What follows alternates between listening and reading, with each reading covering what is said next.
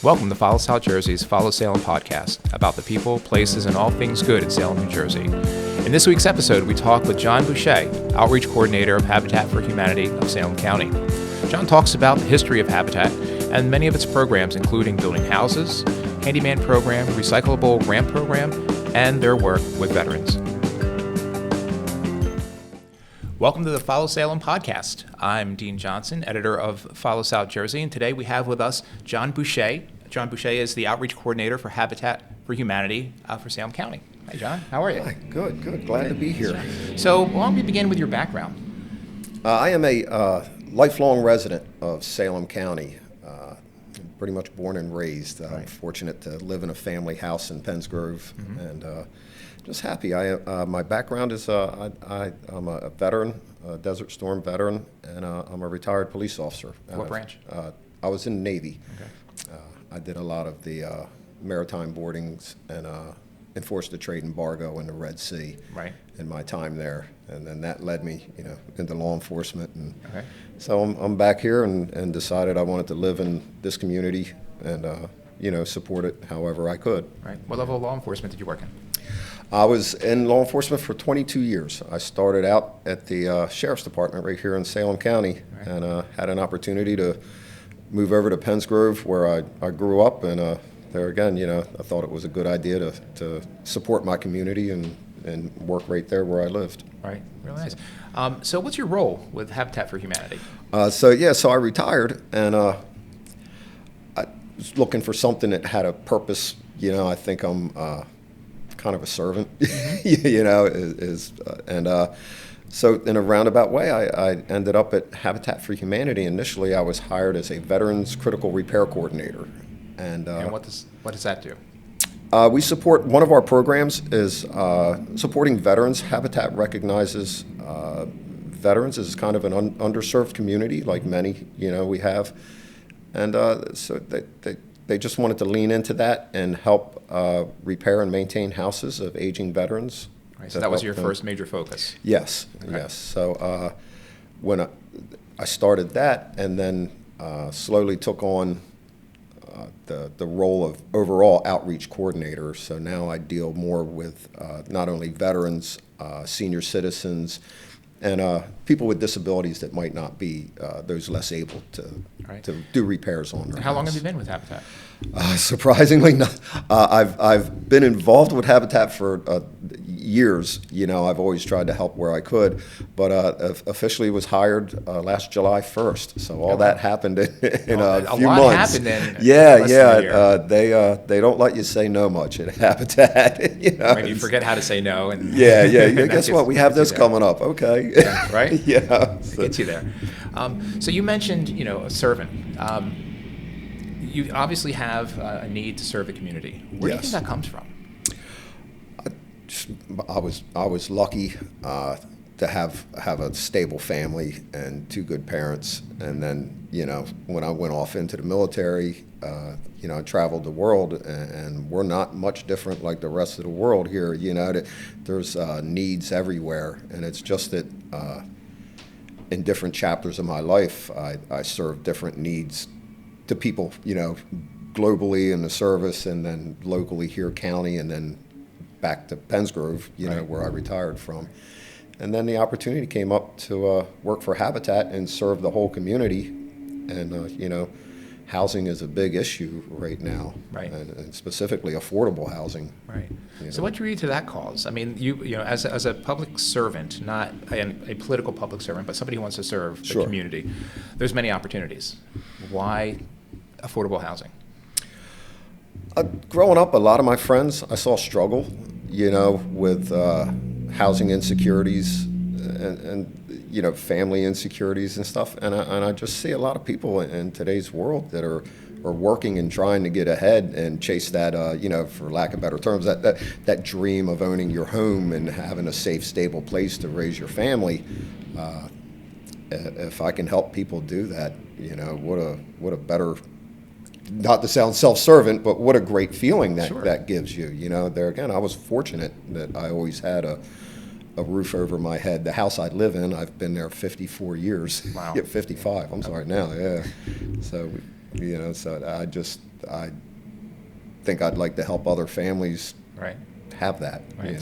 So tell me about Habitat for Humanity. Tell me a little bit about the organization, maybe a little history of the organization, that kind of thing. So the concept of partnership or shared partnership in building houses that are obtainable for people started with a gentleman called Clarence Jordan. He was a biblical scholar from Americus, Georgia. Mm-hmm. What year was this?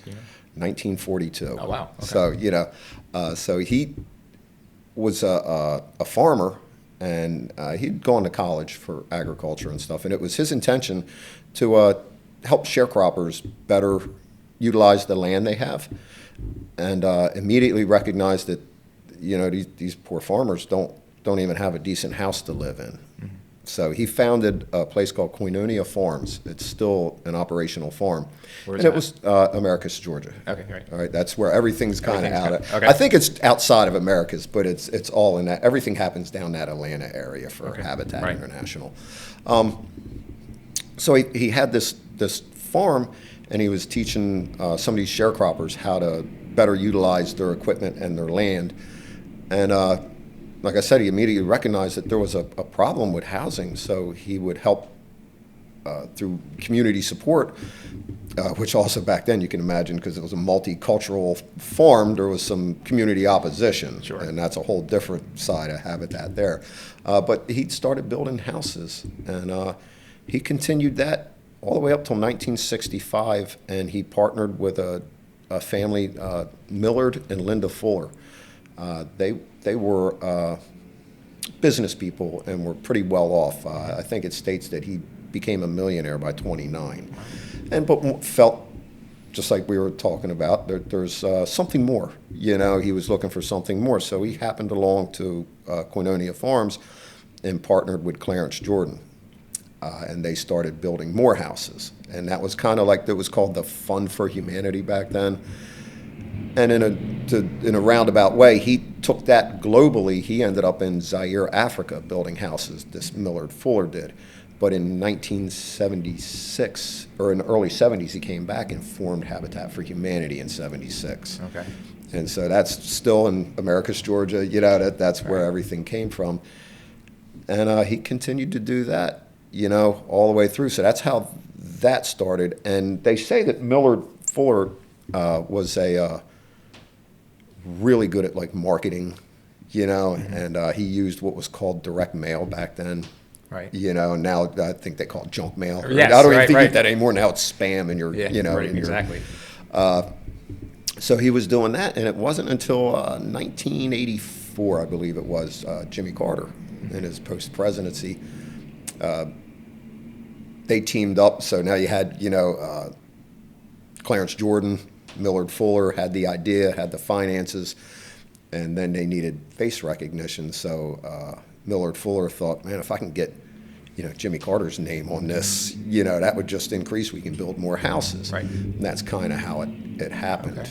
And so it's funny, you talk to people and they're like, well, didn't Jimmy Carter fund it? Right. I said, no, he was our most famous and one of Here's our your most poster guy. impactful people. He was just a great humanitarian. Right. Well, he was building houses in his 90s. He was swinging hammer. I want to say, I have some stats here. I want to say him and his wife, Rosalind, worked on, built, or renovated 3,944 homes. And he wasn't the guy that showed up and did here's a photo op with a hammer. Right. You'll see him sleeping in a tent. He's sweaty. He put his work in there, Yeah, so what a great person. And unfortunately, he passed this past year. Lived a long life. So, made it to the 100-year mark. By the grace of God, go we, right? Yeah, hopefully. You mentioned community opposition. Is that still something? And if so, how do you get past it? It is. It is. There's whether you call it social justice or whatever. There's certain communities that have a stigma. Kind of like "not in my backyard" mm-hmm. is the saying. Right. But I think that's just through ignorance or lack of education on what Habitat does Right. or what they do. There's so many misbeliefs and stuff. Like somebody's, I don't want them, drug addicts in my community or something. It's Right. not like that, because we don't give houses away. They're purchased, Right. and they're just made affordable for people that are struggling to get over that hump into home ownership. So how do you reach out to the community then to educate them? Well, that's me now. Right. I just took that on. Education, I try and do every kind of like town hall meeting, small kind of how me and you met recently would stand up for Salem. I just kind of muscle my way into getting an invite or show up and just talk about our program. And once people realize how impactful this could be for your community, more than not, they get on board. Good. But you just have to dispel them misbeliefs, The myths and the misunderstandings and the miscommunications. So take us through the overall program. The people you serve are required to do a certain amount of work. Sure. So there's really, we have 3 programs going. We build homes, and now Habitat for Humanity is like in the top 20 builders in the United States. Like, people don't realize we build, I think the last number we've built over 800,000 new houses in the United States. You know what I mean? Yeah. It's right there, Uh-huh. and we've impacted over 1 million families. So that's a lot of housing. Right. So what happens is people have to be pre-approved for a loan, because again, you're purchasing a house. You're not. It's not a giveaway. It's not a handout. It's a hand up or a leg up. Right. Right. So you have to be working. You have to work on. Some people have to work on their credit scores or whatever to get up to where they can do that.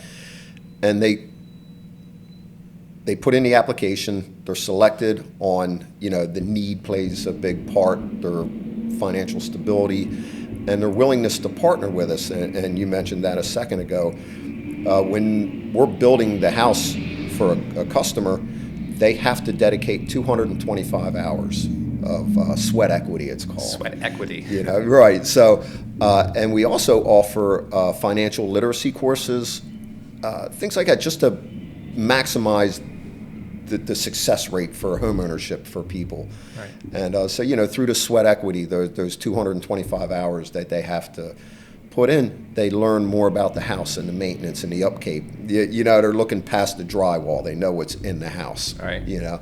And if they don't have that skill set, if they're not a construction person, Right.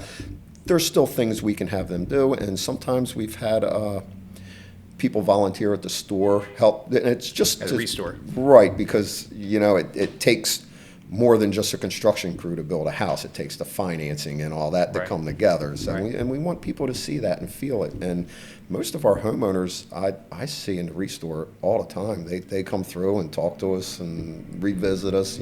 So it's Right. you're building more of a relationship too than Right. just providing homes. Now, are these permanent homes for these families, or are these temporary homes? Permanent homes. Permanent homes. Permanent so homes. Once they have it, they put out a loan.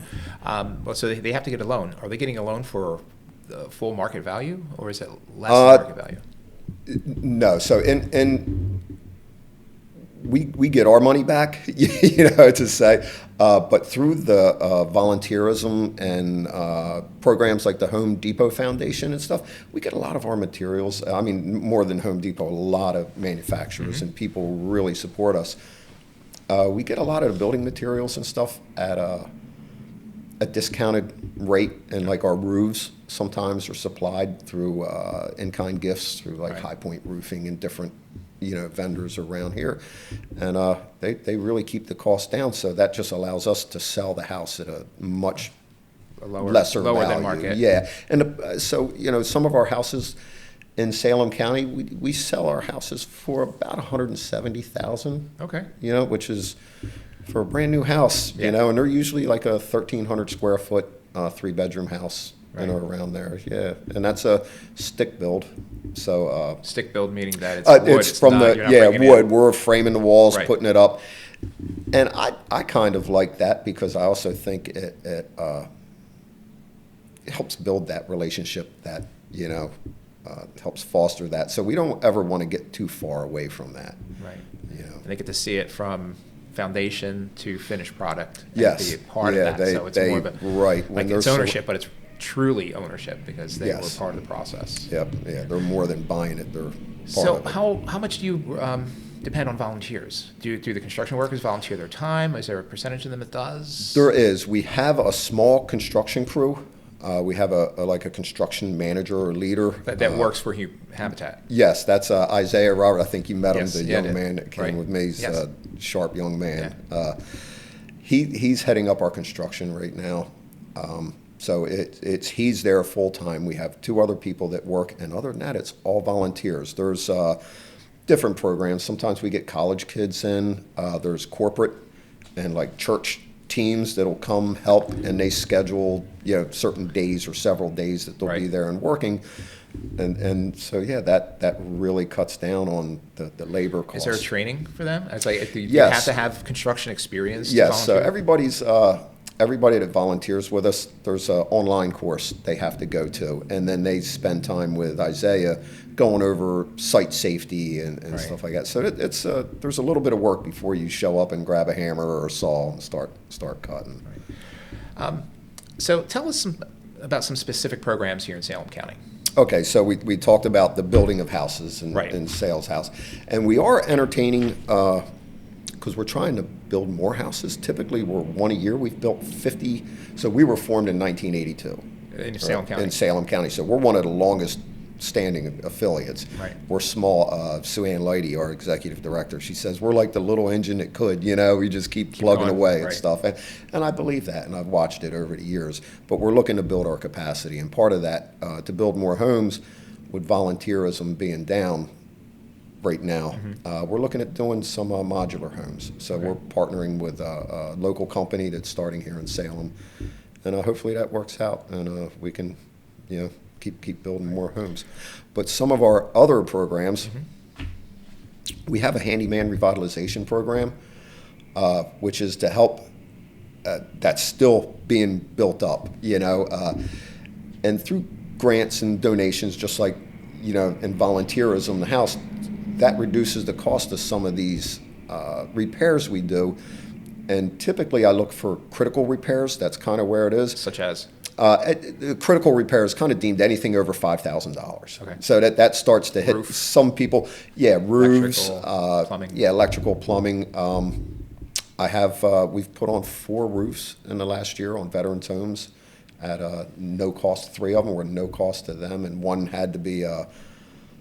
I had a young man that was deployed to Syria, so he was still active duty, and he's younger, and he had actually turned down a roof through the veterans program previously, and shortly after he deployed, and he was gone a year, there was a storm damage to his roof, and so Atlantic City Electric pulled up some money and made a donation, and their insurance gave them a ridiculously low price. They pulled it with that, and then through some resources and volunteerism through a High Point again, actually Right. volunteered their time and put that 4th roof on for us. So again, you talk about why do you do this? It's when you're sitting there looking at the wife of a veteran that's overseas, fighting for our country. Right. Now she has a dry Exactly, house. and that takes that stress off of that family. Right. One that- less stress. I mean, Right. stress enough of having exactly. somebody in harm's Exactly. way. What other? You had a few others. Okay, so there's the handyman revitalization program. Right. So that's to do repairs, and we also, and that's to just help keep the income, the what's it called, the affordable housing inventory up, to not let neighborhoods decline, like Right. in older towns, like in Salem Like County. Salem, We have a right. lot of sections that people die off, kids move away, houses become abandoned, however that happens. Right. And then they fall victim to, when a house goes empty, it starts to decay rapidly. Right. So keeping people in their houses longer and making that more appealing for families to stay local, and not let neighborhoods decline is part of the reason for that. But the main reason for that handyman revitalization program is to help people age in their homes with decency and a safe place, Right. Right. How about the recycle ramp program? Right. So we also, our third program is a ramp program. Now, we use aluminum ramps, and the reason we do that is sometimes ramps are temporary, sometimes they're long-term. We can put them up, take them down without damaging the house, and it's You're talking about ramps for disabled. Ramps for disabled people, right? So there's the power of independence. Somebody that's a shut-in or may have to wait for a family member to come home to help them get outside just to feel sunshine on their face, or to use a scoot program or something to get to their appointments. You put a ramp on there, and now they can get out to their yard. They can get to be picked up, or whatever the case may be. It gives them that freedom of being able to go in their house. Right. And how does that program work? You said it's called Recycle. Recycle. It's a recyclable ramp program. So we take them ramps up and down weekly, and we have, I think it's 54 ramps right now out in Salem County. But they come up and down weekly. And now that we're out of the cold weather, the group of volunteers we have, and that they're assembled and taken down by retired guys that are all volunteers, and that's just what they do now. And then they're transported to another residence. Yes, so we have a staging area where we hold all the ramps, and we can put a ramp up in a day. When you're done using it, we come collect it, and the next person gets to use it. Where wooden ramps, they're single use. When you tear them down, you can't rebuild them. It kind of goes into a scrap pile. Is there a cost for that? Yes, there is. It is a $250 installation fee, and then you're leasing it for $250 a year. Okay. So we make it very affordable for How long do they do usually that. stay at houses? It varies. Yeah. We've had some that have been up for years, and we've had some go up and down in a month or two. Right. It depends on the need of the family at the time. All right, so building homes, handyman program, recycling ramp, and then that leads us to funding. You mentioned some grants. Where other funding comes from? You mentioned the store as well. Right. So Restore is our biggest fundraiser. Where is that located in Salem County? 416. We'll put me on the spot. I just did. 416 South Pennsville Auburn Road in Carneys Point. Carneys Point. Okay. The Restore is. It's funny. It's not a thrift store. Everybody's like, it's a thrift store. No, right. The Restore, we receive both new and used furniture and home goods and stuff like that. And that is kind of our biggest fundraiser, for lack of better terms. Right. People donate. Yeah, people furniture. donate stuff, or we can purchase stuff from companies, and resell it. We'll get overstock items and stuff. I know Raymore Flanagan always gives us, new furniture that may have a small blemish on it, or it was, or maybe it was a model on the floor. Yeah, it could have been a floor model or something, and we typically cut those prices in half and resell them. So right. So we have the Restore, and then there's corporate donations, personal donations, and volunteering, churches. Sometimes we've partnered with a lot of people. We recently we partnered with Meals on Wheels and PRAC in Salem County, right, and just try and keep all three of us uplifted together. So how is Habitat for Humanity addressing the need for environmentally sustainable homes? Are you adding solar, for example? Currently not solar, but we are. We do make our houses energy efficient. It has to be up to code, and we try and become the most energy efficient houses possible that's affordable. And that, again, is just to, when you do that, it just increases the success rate of home ownership, because, when people are house burdened with financially, meaning they're over the 30% threshold of their income is to maintain the house, and, living here in New Jersey, you see, your utility rates keep going up. Exactly. So, you have a nice house, a nice stable home, but you can't afford to keep the lights on. Right. So, we try and make it as energy efficient as possible for heating and all your utilities. Right. Can you share a specific moment maybe that you've experienced in the less than year you've been involved with Habitat that has been more meaningful to you? All of them. Yeah. Well, we just spoke about the veteran. Right. we were able to help, and that happened really fast because when I say their roof was leaking, most people that have contacted us, oh, the roof's been leaking for a while or this or that. Their roof, when it rained in their house. Like it was really badly damaged. Right. So that was a really good, heartwarming feel. There's a bunch of stories. I had a veteran, just in a roundabout way. I was actually at a VFW. I'm a member of a VFW. I'm the commander in Pennsgrove VFW, actually. So I was at a meeting out of county, actually, and I was talking to a guy who was the veteran service officer for one of the VFWs up there. He says, "Hey, I got a friend in Pittsgrove down there in Salem County. So you think you could give him a call and help him?" He said, he's got some roofing issues or this or that. So I go back and I call him, and fortunately his roof was done, but his house took a lightning strike, and insurance kind of denied him. And it caused some electrical problems.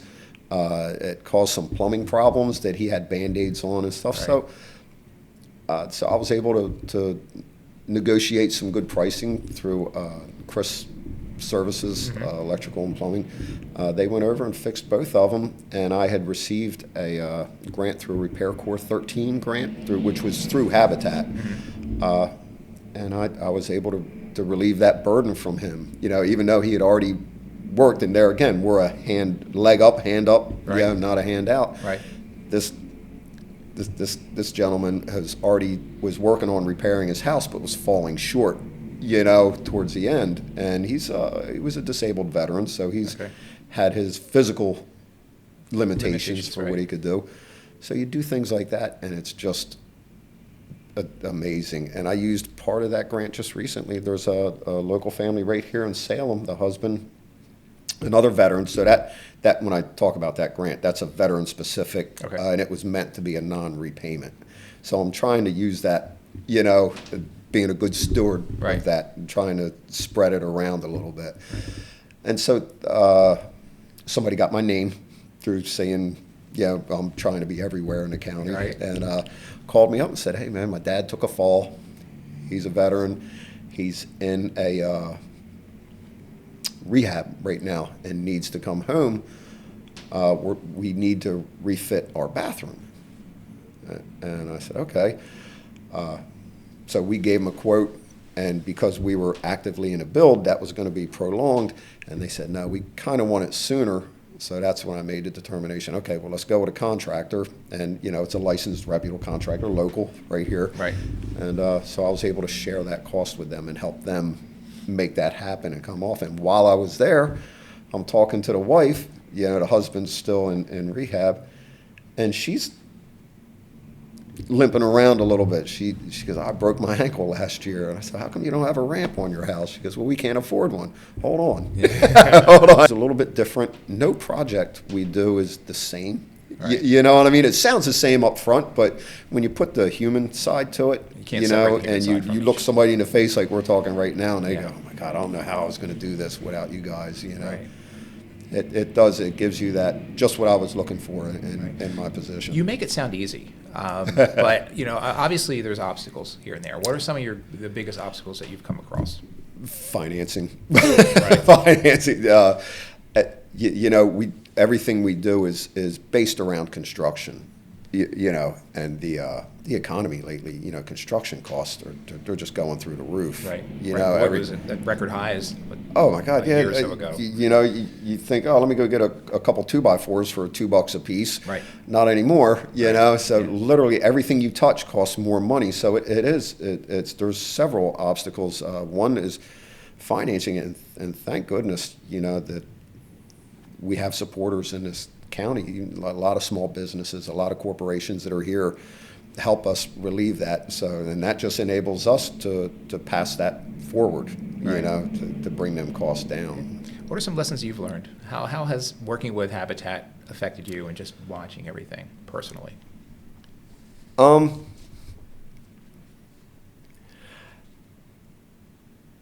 Not everything. How do I want to say this? There's more than one way to skin a cat. Okay. You know what I mean? You ever hear that old saying? Yeah. If you hit a block, go at it another direction. There's always another way around or through it. You know, Right. over, under, however you got to do it. Right. And so yeah, we don't take no. Like I joked earlier, me and you were talking. Yeah. They don't let you say no often. Right. You know, it's Right. this is going to happen. You Right. know. So no matter what, just make it happen. I am. Yeah. So we utilize in the purchase of the houses. Salem County falls under USDA, which means we are a little below the national average for income levels.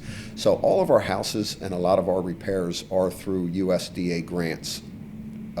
So when you purchase a house here, you apply, you get pre-approved for the USDA, and then you're selected, like we were talking earlier. Right. And then, you know, the need and the basis and all that goes there. And we here use USDA 502 loans, and that allows us to like realize our capital gains as soon as at the closing of the house, and then they hold the mortgage. Okay. So we don't hold mortgages. Some Habitat affiliates do. We currently don't, just because of that. And when we realize our gains back, we can build another house. So You know what I mean? So that money kind of goes back out, to you comes guys. out, goes back. Yeah. So we hemorrhage the money, they say, you know, while we're building, and then we re-up and then Right. build again and up. And so that, you know, that money kind of is in constant use, and then the restore finances Right. us. And then the donations, Yeah. corporate, personal. Right. And then private. the USDA also offers for people in that low income. Is there a cutoff? Is there like a income cutoff? 50, I believe it's $57,350 or something right there. You can go on our salemhabitat.org, our local, if you just type in Salem Habitat, you'll come up to us. Right. You go over to programs, and in the blue banner across the top, go to programs, drop down, and it'll explain all this in more detail. Right. But that 504 application is a one-time $10,000 grant, up to $10,000 grant for a critical home repair. And then that same application can be used for a loan, and I believe it's up to $40,000. Okay. So if you are having problems in that loan, it's at a lower interest rate than what the market has right now. Okay. So. Kind of like a student loan thing, lower interest Right, rates. right. Like Just that. just to help make all that more affordable there. Right. So where do you see the future of Habitat in Salem County and beyond? Well, right now we are in a strategic planning process. We have some consultants that are helping us. I mentioned earlier we're trying to build our capacity to produce more houses and help more people. And part of that is to help us raise our game up, for lack of better terms. Right. Shooting along, like the dream of that would be a more modern facility for the restore. And if you said, what's your dream for that? Yeah, I would like to see a facility centrally located between the towns here, that really lean on Habitat. You only have one in Salem County, right? One. Yes, just one. Restore. Yes. So I would like to see that, and like I said, we partner with Meals on Wheels and PRAC, and I would like to see all them closer together. Right now, we're kind of when somebody's looking for resources or something of that, it's kind of a one spot. You can come in. If I can't help you, hey Dean, he's over here with Follow South Jersey. Maybe he can help you out, and instead of me sending you down the road. Hey, Dean, You find the resources. Yeah, can you talk to this guy or whatever? Everything's right there in one spot. So that's me personally what I would like to see. Right. Right. Very good. Anything else you want to add? You had mentioned statistics, but I think you gave us a lot of interesting. So they're talking about the veterans where I was hired. Yeah. Salem County is thick with veterans. With veterans. And we were just talking about resources for not only veterans but seniors and disabled people. You hear in the media and stuff, people talk about like food deserts and that. I think Salem County we're a resource desert. There's not a lot here without traveling to Wilmington or Philly or outside the county, Vineland or wherever. And so Salem County has roughly 4,300 veterans living here, and that's just what's registered here. So the average and these come from, I'm going to look at my notes here, Yeah. the Low Income Housing Coalition finds that like 2.5 million veterans nationwide are at least 55 years old, and they're the head of the household, and they do deal with, like all of us, but they do deal with more of a housing burden. And just because a lot of times veterans, their income may not be as high as somebody that was in their field for a long time, they separated from them, they kind of start over. They separate from the military, start over. And plus, veterans are more likely to have a physical disability at a higher rate than our more civilian seniors. And I also, when you start looking at this, you just can't not see it, and you talk about veterans, and specifically female veterans, which you don't hear a lot about. Female veterans are more at risk to be in a housing cost burden than I think it's like 30% higher, Right. Than their male counterparts. And they're also more likely to be the single parent, So in some of those, their housing cost is not only over 30, but upwards of 50%. And I mean, can you imagine spending half of your income just to keep your doors open, before you even start utilities and car insurance and There's no way you're going to get ahead. Exactly. You're always going to feel that pressure. Right. So, we try and help that, and that's why earlier on I said that Habitat's leaning into veterans to help ease that, Right.